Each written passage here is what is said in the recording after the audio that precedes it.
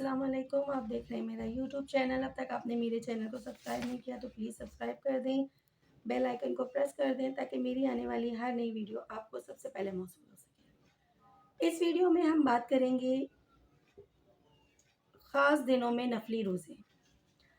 جس طرح اب تک کی درج ہونے والی حدیثوں میں سال کے بعض متعین مہینوں اور مہینوں کی بعض مخصوص تاریخوں میں نفلی روزے رکھنے کی خاص ترغیب دی گئی ہے، اسی طرح ہفتے کے بعض مخصوص دنوں کے لیے بھی یہ ترغیب دی گئی ہے۔ خود رسول اکرم صلی اللہ علیہ وسلم کے عمل سے اس بارے میں رہنمائی ملتی ہے۔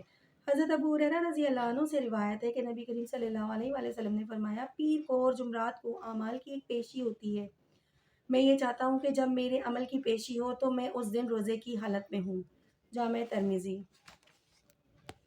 حضرت عائشہ صدیقہ رضی اللہ عنہ سے روایت ہے کہ رسول اکرم صلی اللہ علیہ وسلم پیر اور جمعرات کے دن کا روزہ رکھا کرتے تھے۔ سنن نسائی اور جامع ترمذی۔ حضرت ابو قتادہ رضی اللہ عنہ سے روایت ہے کہ رسول اکرم صلی اللہ علیہ وسلم سے پیر کے دن روزہ رکھنے کے بارے میں سوال کیا گیا تو آپ صلی اللہ علیہ وآلہ وسلم نے فرمایا، میں پیر ہی کے دن پیدا ہوا اور پیر ہی کے دن مجھ پر قرآن کا نزول شروع ہوا۔ صحیح مسلم۔ حضرت عبداللہ بن مسعود رضی اللہ عنہ سے روایت ہے کہ کم ایسا ہوتا تھا کہ رسول اکرم صلی اللہ علیہ وسلم جمعے کے دن روزہ رکھتے تھے۔ جامع ترمذی، سنن نسائی۔ حضرت ابو ہریرہ رضی اللہ عنہ سے روایت ہے کہ رسول اکرم صلی اللہ علیہ وسلم نے ارشاد فرمایا، تم لوگ راتوں میں سے جمعے کی رات کو نماز اور عبادت کے لیے مخصوص نہ کرو، اور اسی طرح دنوں میں سے جمعے کے دن کو روزے کے لیے مخصوص نہ کرو،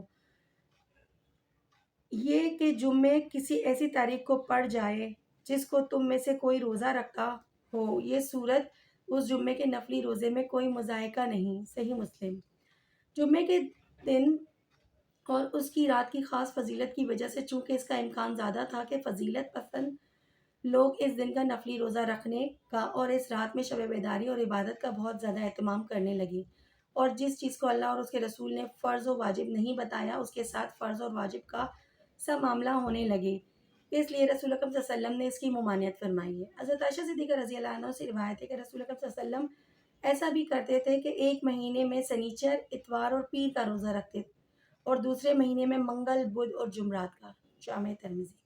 حضرت عائشہ صدیقہ رضی اللہ عنہ کی روایت سے معلوم ہوتا ہے کہ مہینے کے 3 روزوں کے بارے میں حضور اکرم صلی اللہ علیہ وسلم کا کوئی لگا بندہ معمول نہیں تھا، اس لیے آپ صلی اللہ علیہ وسلم کی اس روایت کا مطلب صرف یہ ہے کہ آپ ایسا بھی کرتے تھے کہ ایک مہینے میں آپ صلی اللہ علیہ وسلم نے کبھی ہفتے کے پہلے 3 دنوں سنیچر، اتوار اور پیر کا روزہ رکھ لیا، اور دوسرے مہینے میں 3 دنوں منگل، بدھ اور جمعرات کا روزہ۔ اور جمعے کے بارے میں حضرت عبداللہ بن مسعود رضی اللہ عنہ کا بیان گزر ہی چکا ہے کہ آپ جمعے کے دن اکثر و بیشتر روزہ رکھتے تھے، گویا علاوہ ان مخصوص تاریخوں اور دنوں کے جن کے روزے کی خاص فضیلت ہے، آپ اور اس کا بھی اہتمام فرماتے تھے۔ آپ کا نفلی روزہ ہفتے کے ہر دن میں پڑ جائے تاکہ لوگ جان لیں اللہ کے بنائے ہوئے 7 دن مبارک اور عبادت کے دن ہیں۔ اپنی خاص دعاؤں میں مجھے بھی یاد رکھیے گا۔ اللہ حافظ۔